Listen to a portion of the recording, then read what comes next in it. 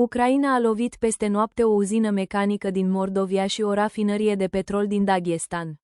În noaptea de 21 spre 22 octombrie, forțele de apărare ale Ucrainei au atacat uzina mecanică Saransk din Republica Mordovia și rafinăria de petrol Makhachkala din Republica Daghestan, Rusia.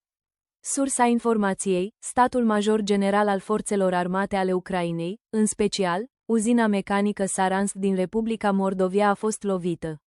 Explozii au fost înregistrate în incinta uzinei. Uzina produce muniție antipersonal și kituri pentru mine, detonatoare de muniție și unități de inițiere.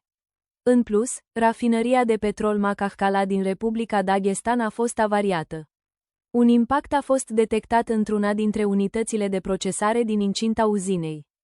Scopul principal al uzinei este de a furniza și de a stoca combustibil pentru baza navală a flotei caspice și de a realimenta navele militare ale ocupanților ruși. Capacitatea anuală de procesare este de până la 1.000.000 de tone. Forțele de apărare au lovit uzina chimică din Bryansk, inclusiv cu rachete Storm Shadow. Pe 21 octombrie, forțele de apărare au atacat uzina chimică din Bryansk, folosind în special rachetele Storm Shadow. Pe 21 octombrie 2025, forțele aeriene ale forțelor armate ale Ucrainei, în cooperare cu forțele terestre, forțele navale și alte componente ale forțelor de apărare ale Ucrainei, au atacat uzina chimică din Bryansk. Atacul masiv combinat cu rachete și aer a fost efectuat, inclusiv cu rachete lansate din aer Storm Shadow, care au depășit sistemul de apărare aeriană rusesc. Statul major general a adăugat că uzina chimică din Bryansk este o componentă importantă a complexului militar-industrial al țării agresoare. Această instalație produce praf de pușcă, explozibili și componente pentru combustibilul rachetelor, în special pentru muniția și rachetele pe care inamicul le folosește pentru a bombarda Ucraina. SBU curăță cerul de avioanele ușoare rusești.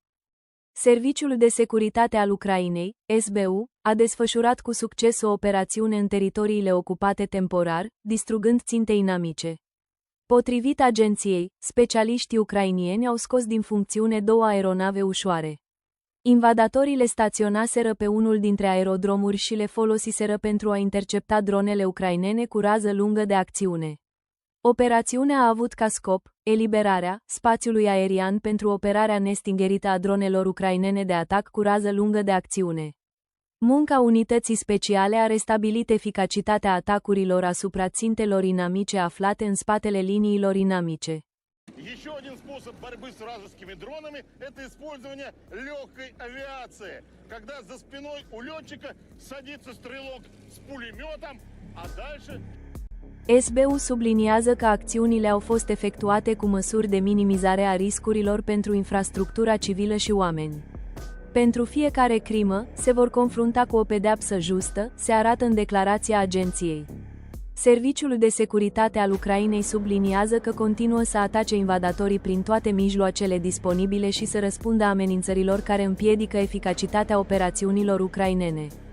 De asemenea, SBU continuă să urmărească sistematic mijloacele aeriene ale inamicului, inclusiv aeronavele ușoare pe care rușii le folosesc pentru a combate dronele ucrainene în teritoriile ocupate temporar.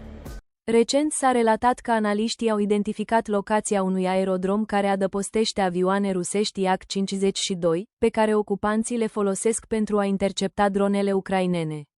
Distrugerea aeronavei va împiedica utilizarea mijloacelor aviatice pentru a contracara dronele noastre de pe acel aerodrom pe termen scurt.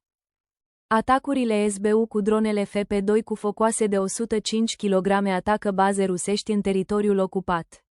Militarii SBU au atacat bazele rusești din teritoriul ocupat temporar cu dronele interne FP2 cu focoase de 105 kg. Despre asta a relatat serviciul de presă al SBU, care a publicat o înregistrare video a acestor atacuri.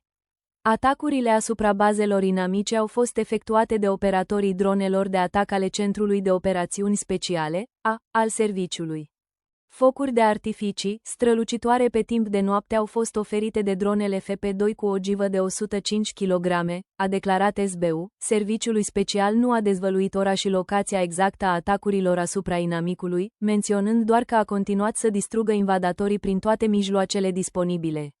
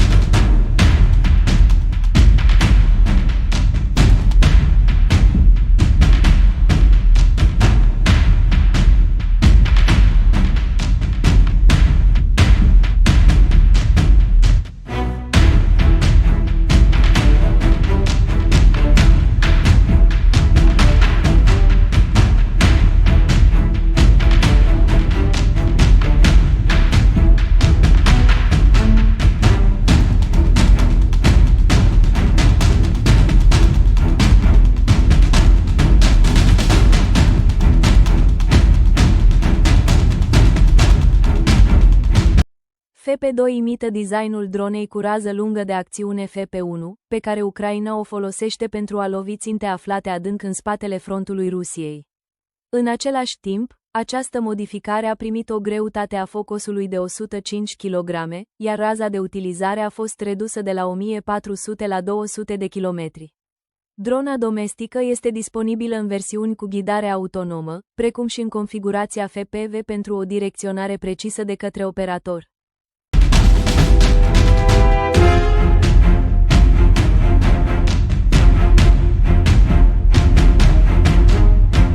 În direcție Pokrovskei, forțele armate ucrainene au returnat steagul ucrainean la Kucheriv Yar.